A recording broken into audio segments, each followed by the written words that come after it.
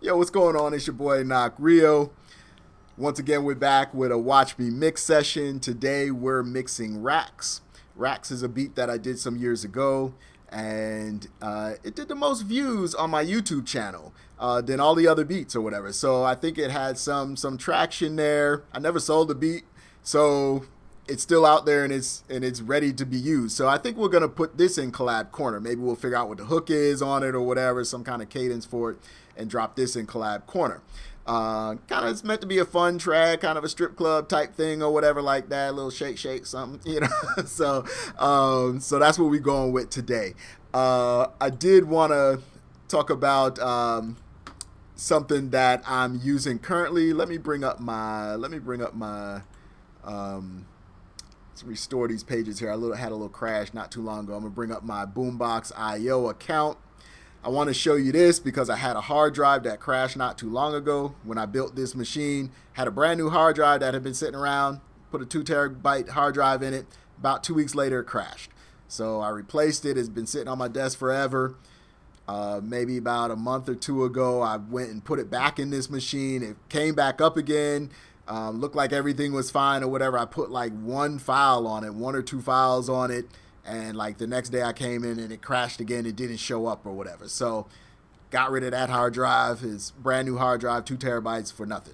But in that process, I learned like, hey, I need a solution. I need a cloud solution so that no matter where I'm at, I can access my tracks and all that stuff. So that's another issue that I was having. It's like if I go home or I'm out in the street or something and somebody wants something, I need to be able to get it to them. So I started using Boombox IO. It's built for musicians. I think you can get some free when you start. Maybe you get 2 or 4 gigabytes for free or something like that, and then you have to start paying or whatever.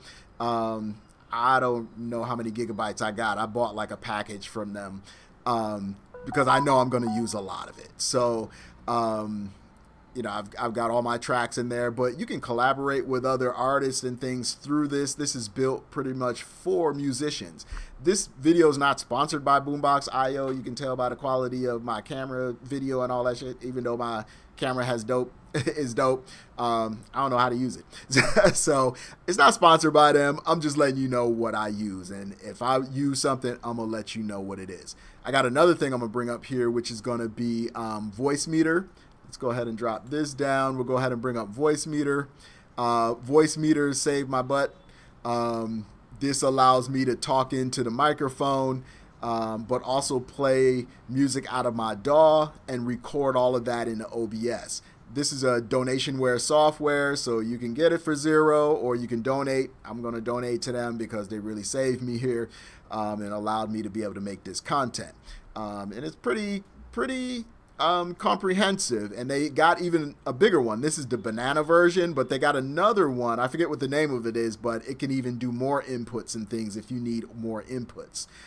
So some of you got mixing boards and different gear and stuff like that, and it allows you to take, you can set it up where you can take Zoom calls here in the virtual input or whatever. You can hook it up to Zoom, so if you're doing an interview with somebody or whatever, you can have that Zoom audio. This is a pretty cool solution for nothing. I mean, I've seen some other solution that was like $600, but this is exactly what I needed. So I'll pass that link on to you guys as well. I think it's important that we share and not gatekeep things when we find good products. So I don't get paid for none of this stuff anyway, so I'm going to just put it out there.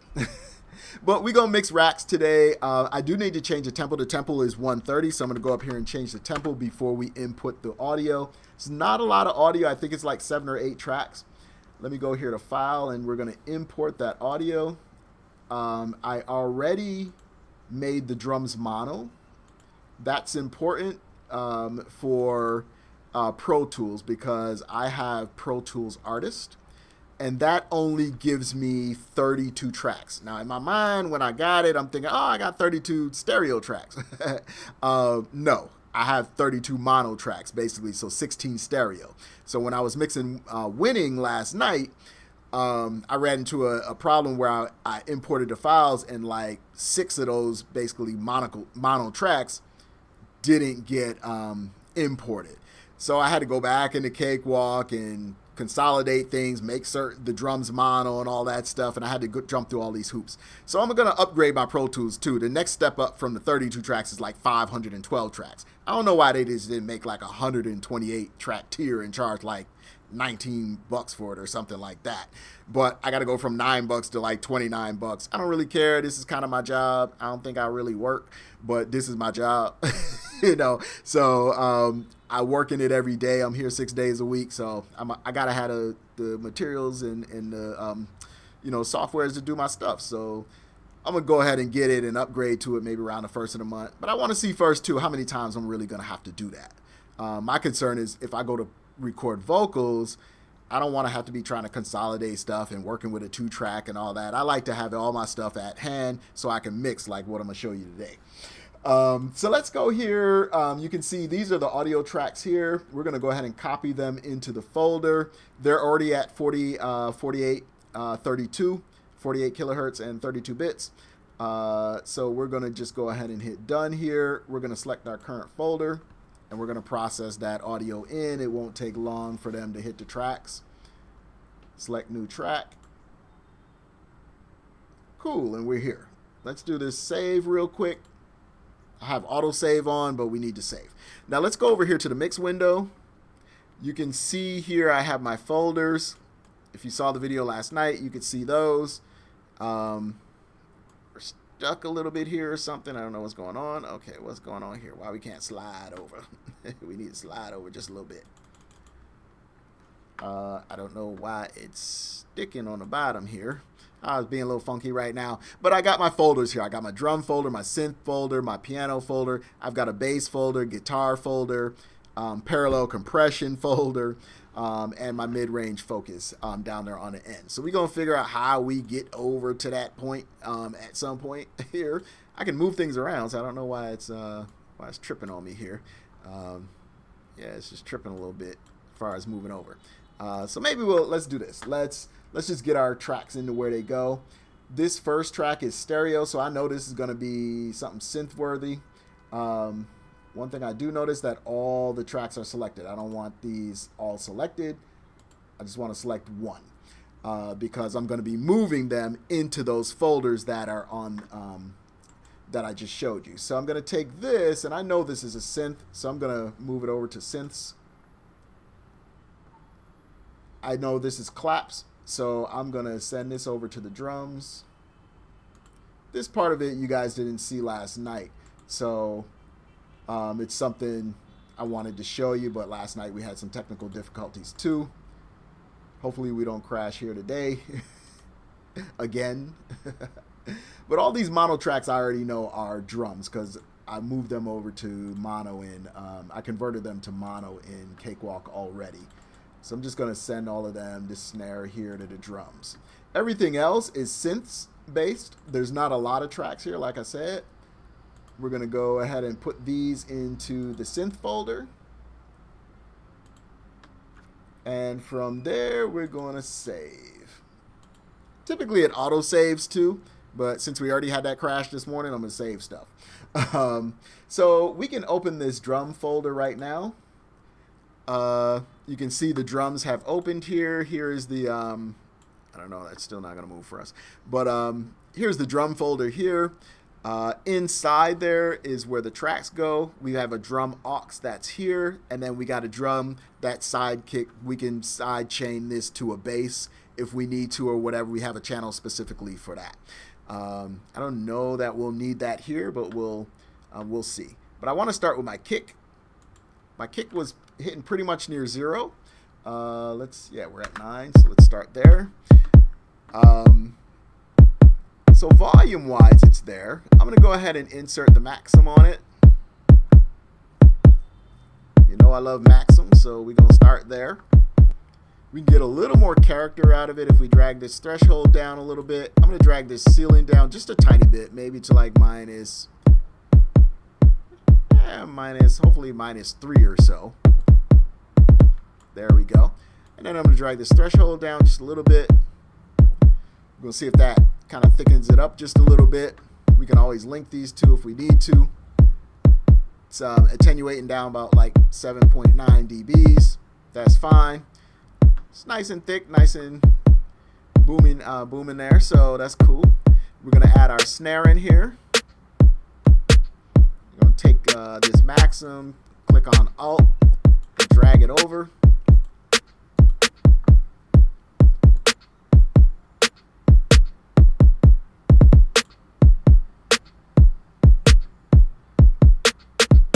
It's not attenuating as much, just down 1.3 dBs. It said. Let's see if we reset it, what happens. Yeah, not too much. I like my snare to sit out in the beats too. So I'll typically do that, have it standing out pretty good. We had some claps in here too, which I think maybe here.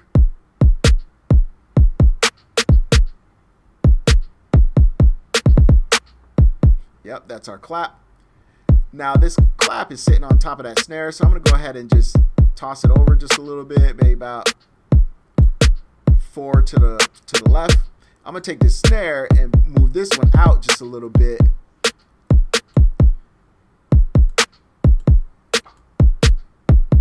Not too much. 6 is about right. I'm gonna drop it just a tiny bit.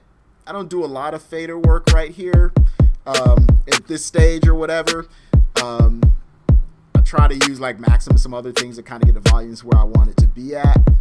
And then later in the process, I'll start to kind of maybe do more fader work and start to shape the beat just a little bit more just for feel's sake. But I like try to get balance here without doing a lot of fader work. We'll do some, but not a lot. I think this is the hi-hats.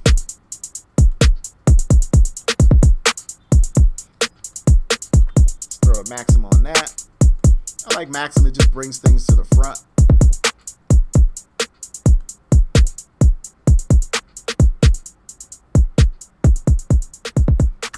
To the end of the beat, I'm like, why is it going down? It was fading out.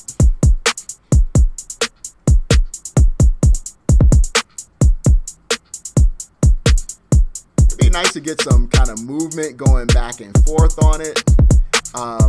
Maybe we get something that can pan like that. We'll see if that works for us. We also have, I think, a drop kick, which I believe is this.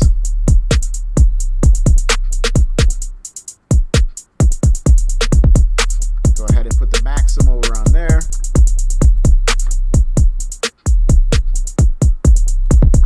Gonna unlink that.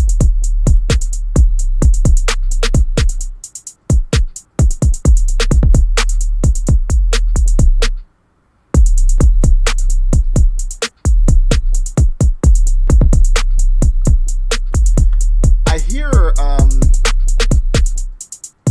like this high frequency there.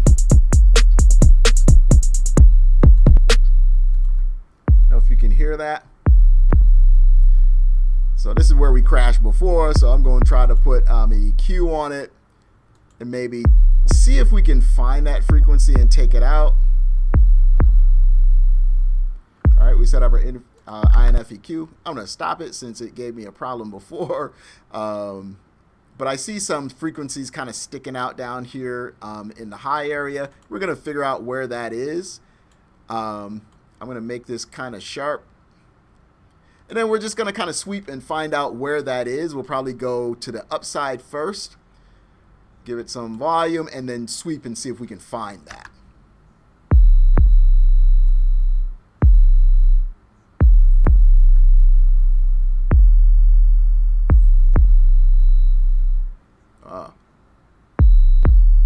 That might be it right there. So let's drop that down.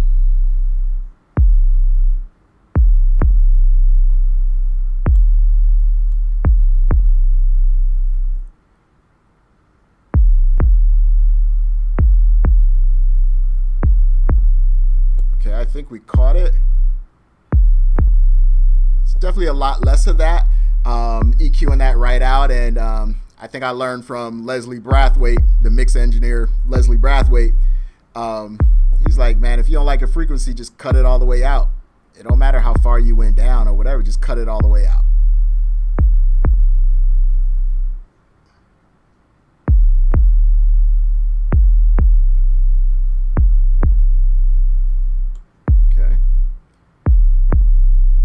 better for me right there.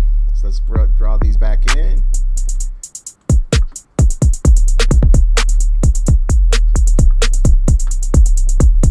Like I said last night, I gotta be careful in these headphones because I don't know what that really sounds like as far as with the bass. Sounds like it's supporting right now. I do like rare. I was showing you that last night on winning.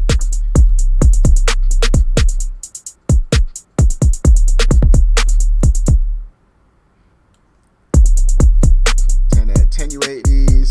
My setting is right around my 2 for the attenuation. I go somewhere between 5 and 6 on this bandwidth, just kind of sharpen it up a little bit sometimes.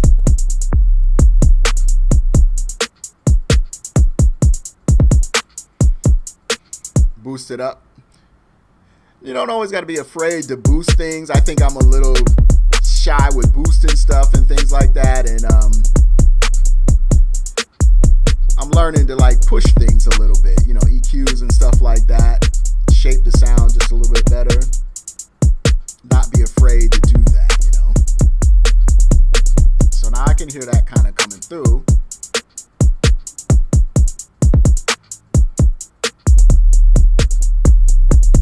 We don't want it to be overwhelming. I'm gonna stick it around this 3 area. But it is strip club, so we'll have to listen to the monitors and listen on some other systems and things like that to make sure that we get in the right bottom that we want in it. Because you think about a strip club and you think about strippers and people dancing or whatever like that, or a club or something, you know, you want that bottom to be right.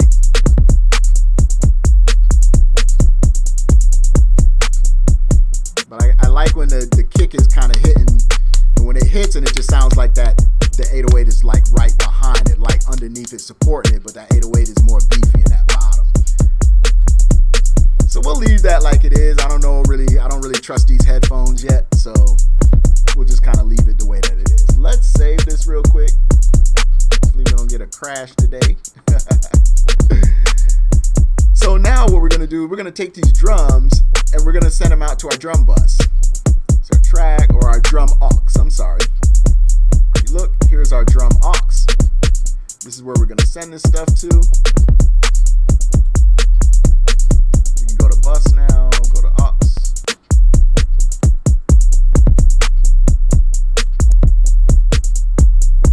If I knew how to select all of these and send them out there, that would be dope.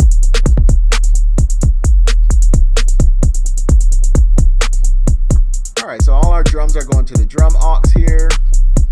If we want to do some more compression or something like that on here, we can. EQing or whatever we can. Right now I'm not going to do a whole lot. I'm just going to go ahead and send this out to our drum folder, which is here. And then we'll have control of this from this fader.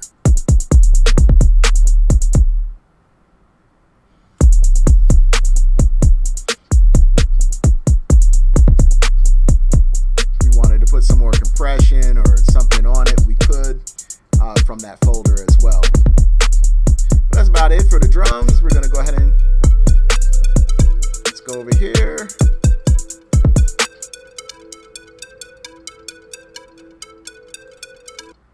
It's probably gonna be one of our main melodies there. Let's go here. No, we don't really hear that one right now, so we'll have to definitely bring that out.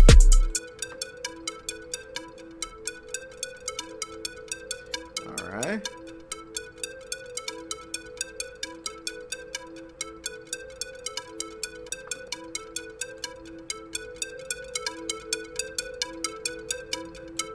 We can change kind of the intensity of the sound.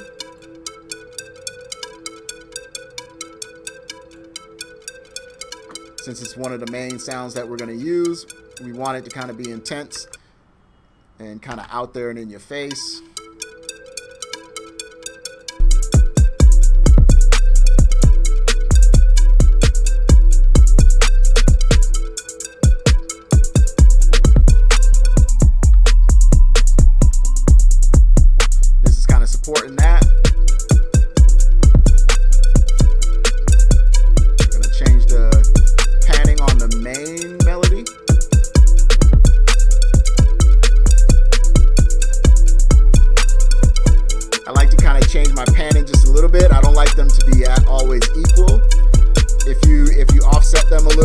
left and the right side or whatever, you can kind of change where it sits in the mix by just doing that, you know, and kind of create space in your mix.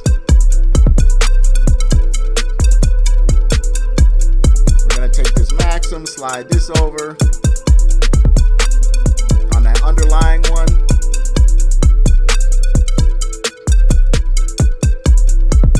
See when that comes back around. I want to put relay on there too. You'll notice I use relay a lot just because I know that it's going to make it a little bit wider.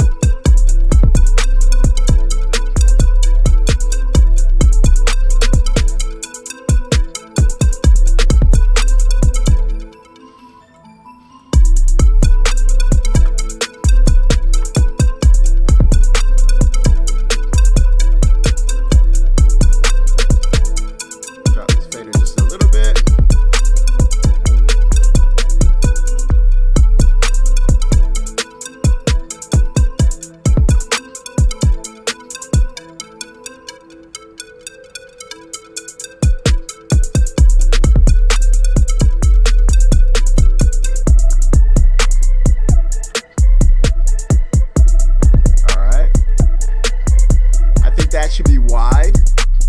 We're going to throw the relay over there too.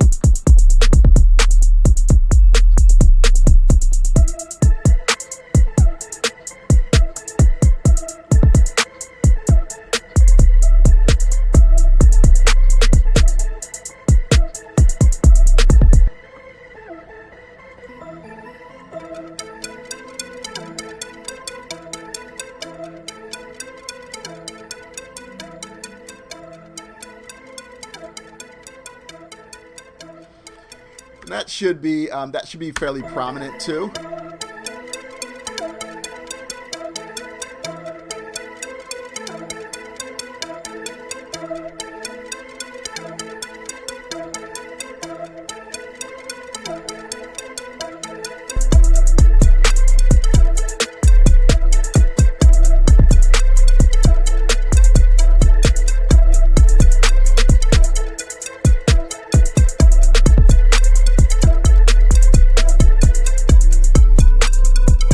Drop is going to be real important because that's what kind of is driving the song. So we just got to make sure when I turn on the monitors or whatever, I'll make sure that it's in the right place. Because that's the part that's kind of like giving us the swing to it. But we're going to move these synths now to the aux, to the synth aux.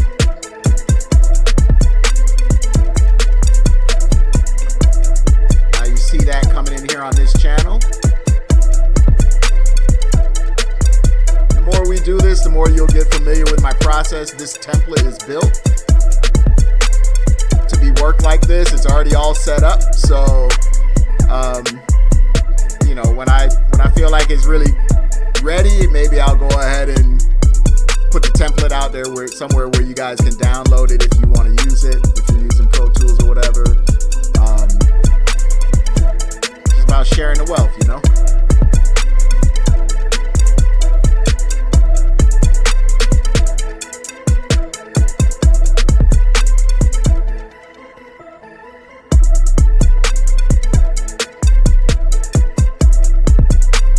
Sometimes you don't want the mids to be those synths and stuff in the mids to be too loud because you still got to fit the vocal on top of it. Might be good for writing's sake right now. It's cool because it gives the energy, but it might come down a little, and depending on what you're using for mastering or whatever, if you're mastering the track and all that stuff, sometimes, you know, you can bring that mid-range will kind of stand out, and that's what I was finding when I was using Cakewalk. The mid-range was just like, it would just expand so much that it was overwhelming the drums, and it was like, okay, I learned to like kind of dial it back, and then the drums still would stand out. So I tend to dial back on that, but I do have the mid-range focus, and you can see here I've got this going out to this channel. This is the aux or the send that's sending it out to this channel, this aux channel. And that aux channel, I showed it last night, but if you didn't see that, has its own EQ on it, and it's EQing for the mid-range only. It's cutting out everything out and just concentrating on that mid-range, because the mid-range is kind of where you make or break your song. So I'm trying to boost that a little bit, or just give it a little more beef in the mid-range, and hopefully it will sound more professional that way. But this is a quick mix. It wasn't nothing too crazy.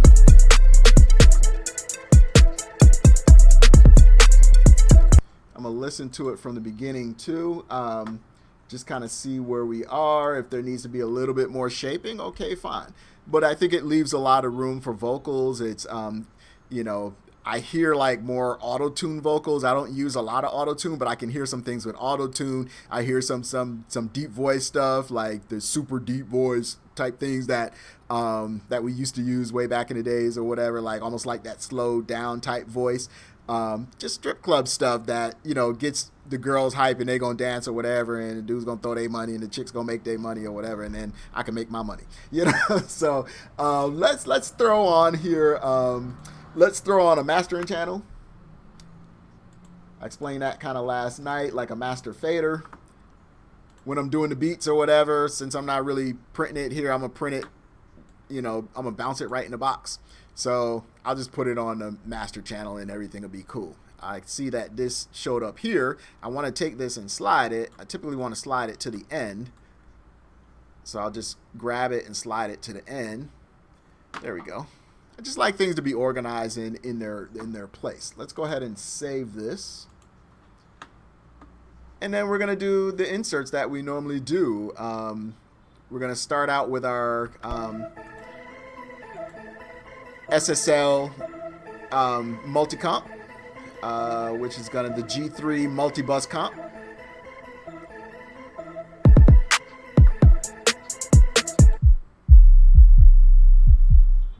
You can see we're getting a little bit of clipping coming in. Drop it back just a little bit. I want a little drive on this.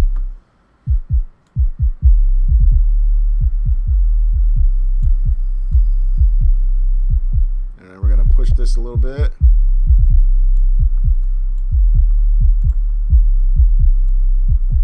It's going to be a little strong because obviously it's 808 or whatever. I don't really mind that so much if it's clipping just a little bit. It's really just the 808 pushing that.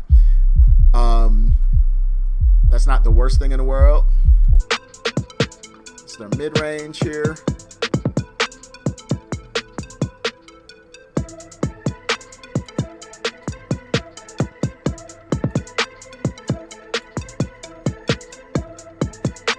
Let's link these two.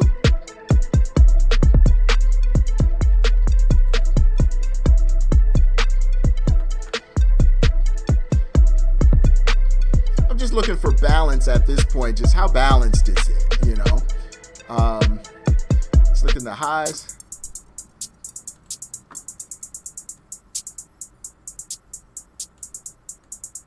I don't want to push the highs too much. I think the hi-hat has a lot of high in it already. We don't want to make it harsh, so we don't want to push it too much.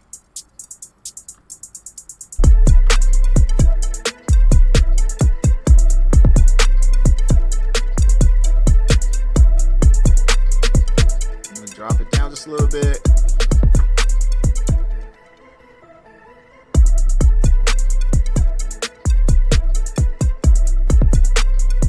I don't want to take too much volume out of it. I think we're just kind of in a good place.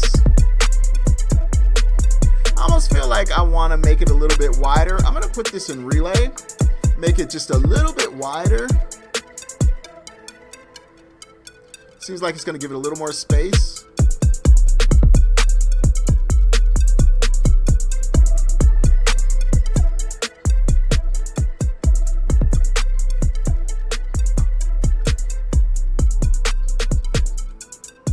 All right.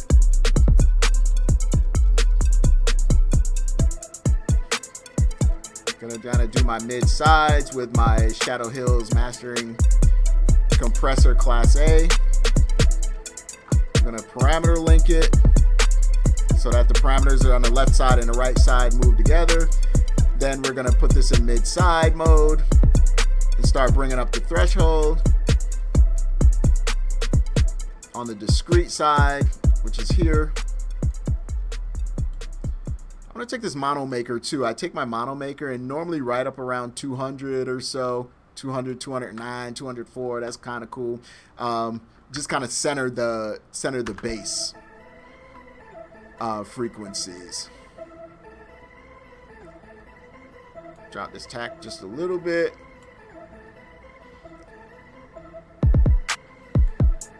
Seeing it start to move already.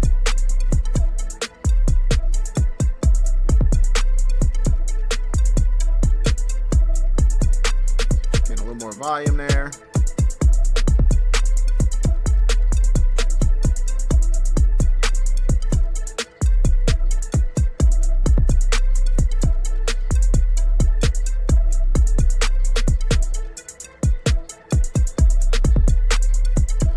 That bottom end is right, that the drop is right, I think we're going to be fine.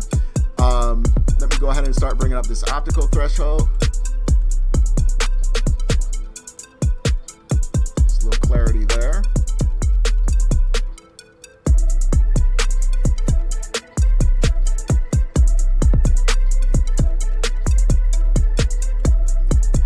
Don't want it coming down too much.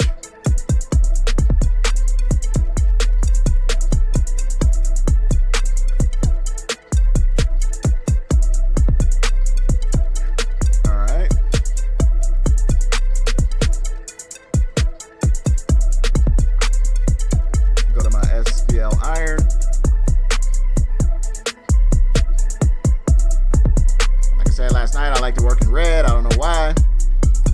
It's not that it makes it sound different, it's just the way that it looks. It's already on silicone, which I kind of like. We don't want the release to be too fast. We don't necessarily want it pumping a lot. Start to pull the threshold back a little bit.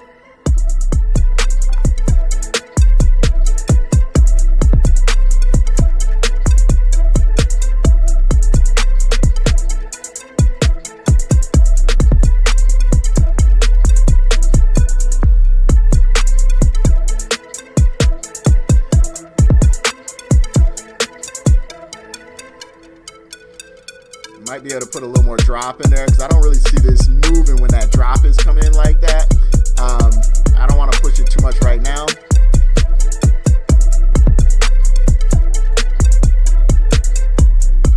You can change the tube biases.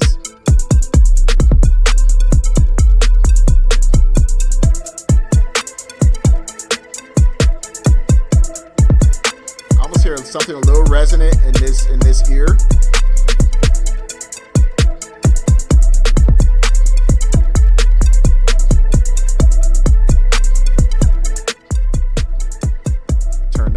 But then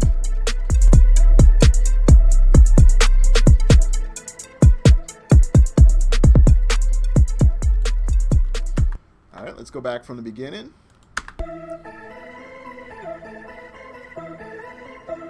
Almost hear something a little bit in the high end. That's something we can work out when we do more mixing. For writing to the track, it's not that big of a deal for me right now. That's something we can probably shape. Let's go to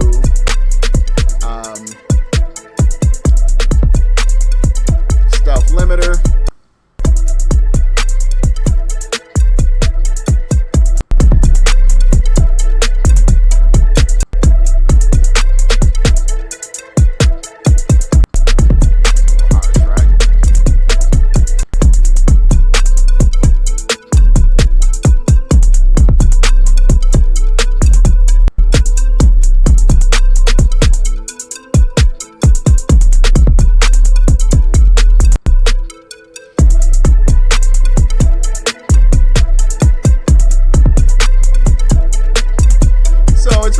depend on the low end. We don't know which one we're going to be able to use.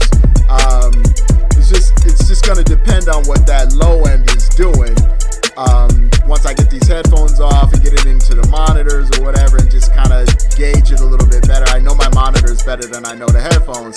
I can hear it though. This limiter is definitely bringing out. So we might be in the ballpark for where we want to be, and then we can just make adjustments from there. So we'll probably leave it on this one with the harmonics a little bit. I kind of like the way this one sounds.